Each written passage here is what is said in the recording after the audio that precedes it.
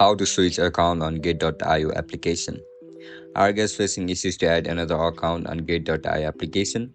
If that's so, then this video might help you out. Without further ado, let's get started. First of all, open Gate.io on your mobile device. Once you open the app, now log in into your account with your registered email and password.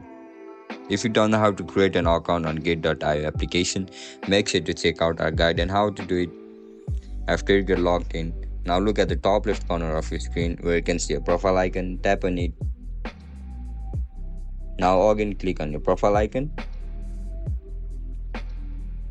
You can see the option for switch account. Tap on it. Look at the bottom of your screen where you can see the option for add or create an account. Click on it. Over here, write down your registered username and password. After you write it down, your account will be successfully added on Gate.io application. And that's it guys, that's how you're gonna switch your account on Gate.io application. If you guys found this video helpful, don't forget to like, share and subscribe to our channel. I'll catch you up in the next one. Bye bye.